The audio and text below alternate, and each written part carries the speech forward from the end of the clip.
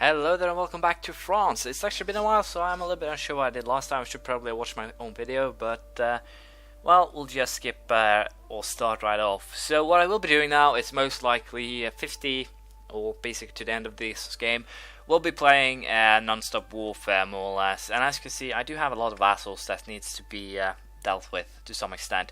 Because these guys basically, well, they don't actually help out quite a bit. I will keep, however, Castile and England. England because I can use them to take down Great Britain, and Castile because I can, to some extent, hand over the Aragonese provinces that, or colonies that they put up. So we'll see how that works out. But that doesn't really matter right now. What we will be doing in this episode, I think, is well, going after anyone we can, and as things are standing now, that is the people that aren't in the coalition against me.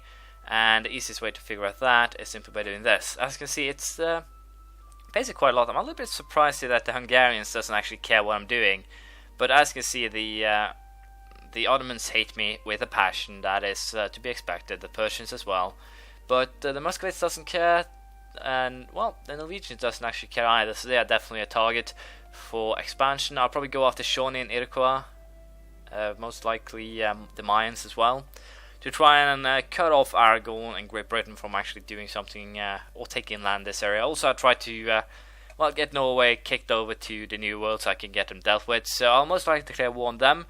We'll be taking Agder here, hand it over to Denmark. I'll probably have to quit all these three provinces myself, which is a pain in the ass to say the least.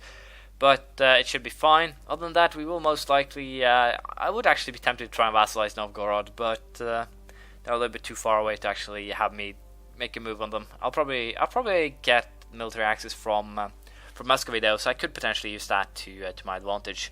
But we'll have to consider it. Malabar is now in the coalition against me, so once the truce is up, I'm pretty sure I will actually declare war on them. It's 4 New Years, but we'll see how this goes. Brunei, Azer, there's a lot of, well, a small state I can actually go after. Japan, Aragon actually has a colony or a setup of colonies here. I think they actually has something here too. Nope. But yeah, there's a lot that I have to deal with here, and to some extent it will take some time. I have to try and lure Shou into a war to actually grow Ming so I can annex them, because if we take a quick look here, you'll see that I actually have 14 diplomatic relations. I can, of course, as you can see, I can't actually break any of these because they're all vassals of mine. Except for Hungary though, they're actually allied with me. So I did have a hope though that I could peacefully vassalize them, but I almost managed to, but I screwed up in the end it seems. So I think I'll actually have to break that alliance, take a couple of provinces and then try again. But as the time is, or for the time being, they'll just be as it were. So we'll see how this turns out. I'll probably grow Styria a little bit more. Or not Styria, Syria and Iraq with conquest in this area. But as I said, for the time being, we'll be going after Aragon and Great Britain because, well, as you can see, they once again declare war on these guys.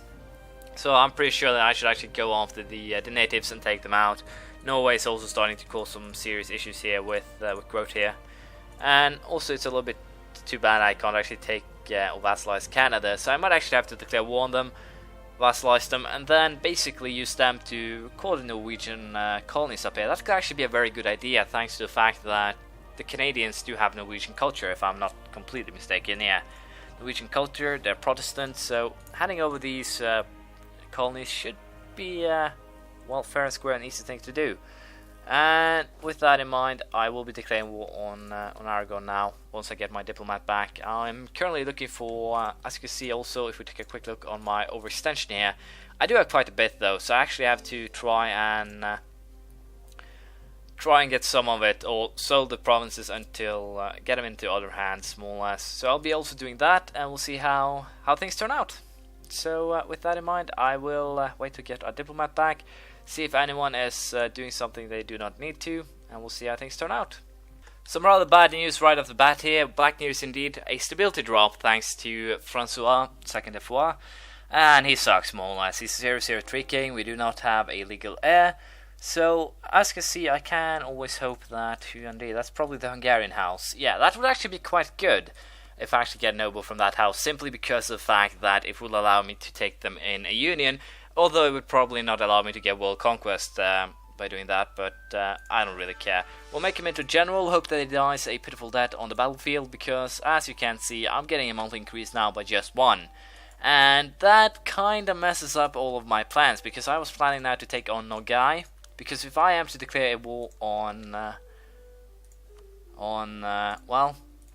the Aragonese or Aragon, I would get into a war with Muscovy as well. So what I want to do here is get Nogai, and hopefully another vassal as well, might even be Karakonliu, and then use these guys basically as a, I don't know, a denominator of some kind, to actually just try and, to some extent, make sure that I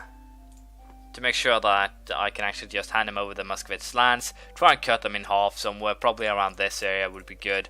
I'll have to see how I'll deal with this. Uzbek, potential candidate as well. I don't know if they actually have any vassals that I can release. I could go after them and then release Kazakh as well, and Saporsi. But yeah, I'm a little bit unsure. Kazakh is potentially a candidate here. They'll be going after these guys and simply then go for taking these provinces or try and get as far up as I can, and then or simply take one, release Kazakh, keep an army up here, and then basically use that as my advantage or vantage point in this case, and then, well, conquer Muscovy from that way. So that is also a possibility, but it needs some thinking here. So I think I'll actually just move these guys to the border up north, and we'll probably go get ourselves into a war with Kazakh then, rather than or Uzbek in this case, to release Kazakh, rather than Nogai, which will actually brawl in Persia as well. And that's actually quite good. I could actually brawl in Persia simply for coalition measure, or to try and cut them a little bit down to size, and then simply sell their provinces to Iraq and Timurids. That is actually also a reason why I'd actually be interested in getting into war with Persia in the first place. So we'll give it a little bit time to consider it more or less, and we'll see what we'll do. Also, the integration of Portugal is coming along nicely, so that'll be interesting to see how that turns out. And once again, I'm really tempted to go after Canada here. So we'll have to see if we declare war without a Casus Belli, simply dump some troops there, and then go for the vassalization. But as I said, I have too many vassals as it is, so I should potentially start annexing some of these. And Castile is most likely, Portugal and Castile is most likely what I will be annexing. It's a little bit tempting though to keep, as I said, Castile alive, because I can then feed them the Aragon provinces, but it's not really that important at this stage. I'm more tempted to actually try and, to some extent, vassalize Mali even, or no, I'll have to consider it. Might even end up with Aragon being vassalized in the last war or something. I'm a little bit unsure at this stage. We'll consider it once the time comes. But as you can see, the Portuguese and Castilians are actually also starting to colonize rather big down here. So allowing them, or at least one of them, to survive for a little while longer, it could be rather beneficial. So we'll have to see. But yeah, I'm a little bit unsure what to do. Kandash, I think I actually played their roles, so I could potentially go ahead and annex them. And I'll most likely break all these now with Hungary. I think that's probably the best thing to do, considering how things turn out. I'll keep the royal marriage until I get an heir, but I'll probably break that one too. So we'll see how things goes, and I'll get back to you once I've found a target that I can declare war on, I guess. So we'll see how things turn out. Now, as I said, I'm really tempted to declare war on Uzbek here. There is some negative aspects here. If I actually get another vassal, that could potentially screw me over in the terms that I will not be getting any diplomatic power thanks to that. So that's a little bit too bad. But I can always just quit Hungary, more or less. Just get rid of them. That is a possibility that I could actually pull off. But yeah, we really have to see what we'll do. Actually, turning to a republic, if given a chance, it could potentially be a good thing. But yeah, there's a lot of things that I would have to well, consider in order to be able to pull off that. So for the time being, we'll have to be careful, give it a little bit of thought. But I'm pretty sure I will be declaring war on Uzbek with the goal of releasing Kazakh, simply for one purpose, and that is, once I get into war with Muscovy, that means I can take these provinces up here, cut them in half, and that should basically mean that this, I can declare war on as colonies. At least I can always hope for it, but we'll see how it turns out. I could potentially declare colonial war on them, as I said, if I cut them in half. But I'm a little bit unsure how thick the belt has to be, so I might actually have to go for something like this to actually be sure that this the eastern side is colonies and the western side is Muscovy, more or less. So as I said, that has to be taken into consideration, and we'll see how that goes. But as you can see, I could potentially go for a vassalization of these guys, but there is a big problem here, and that is that we aren't of the same religion. So I can't actually vassalize them. But they're at war with Muscovy, so that's a little bit too bad. We'll have to see what Muscovy actually does here. I'm pretty sure they'll actually try and take as much of these guys as possible. And if they take, so they actually have 3 or 2 provinces left, I'll probably declare war to vassalize those guys as well. So yeah, there's a lot of vassalization talk going on. There's a lot of things that I want to try and plan out, and there's a lot of things here that Hungary suddenly became a target of. You see, if I actually declare war on Hungary now, that could potentially pay out very well in the sense that, well, I would get into war with Sweden, I could basically finish up Holstein, I could grow Denmark a little bit more, I could annex them, more or less. I could potentially also try and, well, I have no idea who will actually take land in this area. Most likely Novgorod, as it were. So yeah, we'll have to consider that, and I'll probably just go ahead and annex Brandenburg, try and sell them to Holstein. I think I actually can do that, no problem. And who else were they allied with? The Palatinate could probably just go for a straight out annexation there too, or might even go for declaring a war on Switzerland first, and then simply turning them, vassalizing them or something. But I'm actually real tempted now to just declare war on, basically finish up the little states here in Europe that are basically being annoying. So yeah, I'll do a little bit more thinking, and then we'll come back to what we'll actually do. On the thought of what I actually want to do with Uzbek here, there is actually another kind of interesting thing I can try to do. And that is basically, if I were to declare war on Nogai and Uzbek, both of them, basically take these 4 provinces and try to give the Timurids basically a gateway to Western Muscovy, more or less, and try to use them basically to take this area here. That could be a possibility, and also have Kazakh I believe it was Kazakh. Yeah, Kazakh, to take the eastern and northern parts.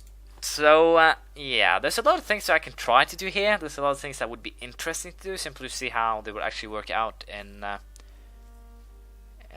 in theory, but actual try to work them out.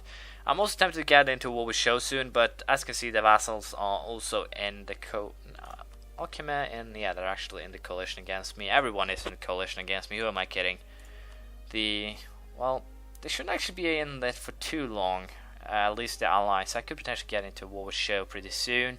Same with Japan, so I really need to start saving up some more diplomatic power, and thus I need that guy to die rather quickly. But knowing this game, will probably survive until the end date.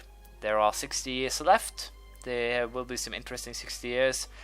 And as I said, next time I probably have figured out the way to do this here. We'll most likely go for war against Uzbek, Nogai, and Persia. And then we'll be creating another vassal. Nothing more than that, really. And we'll probably go for, I don't know, I'm tempted to basically annex Greece, because of the fact that they have basically played their role here. So annexing Greece would potentially be a good move, but that would also mean that I'll be using Syria and Iraq to take this area. So I think I'll actually go ahead and just do that. Go for making or getting relations up, and then we'll be annexing Greece and Holstein pretty soon too. We'll most likely also go for war against Hungary then.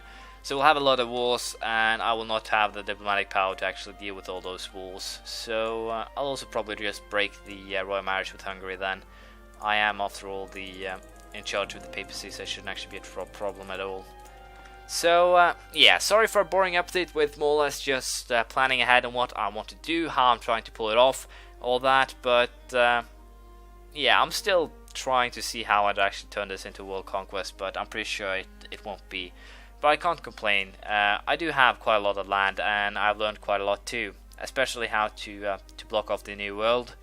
It's kind of futile, but if you take out England, Norway, and basically if you take out France, England, Scotland, the Irish miners, Norway, and Portugal, Castile, and Aragon, you're basically set to have the new world more or less to your own. So that's good. Also to mention that they'll actually do a lot of other colonizing for you, which is quite good. What I could have done better in this game, I guess, so far is trying to get to India faster. India and China. That would potentially help quite a lot. So we'll probably have to deal with that in another game. We have, of course, the Ryukyu game coming up, so we'll see how that turns out. But it'll probably be a while until I play that one. Sorry for getting your hopes up, but that's it. Well, most likely, as I said, declare war on Hungary, Uzbek, and Nogai/Persia next time. So hang on tight. I also want to use this chance to apologize for not having any content yesterday, and also for being delayed today. You'll get a double dose tomorrow, so hopefully I'll make it up to you. Thank you for watching. Please leave a comment, praise, criticism, anything you feel like, and I'll see you around next time. Bye.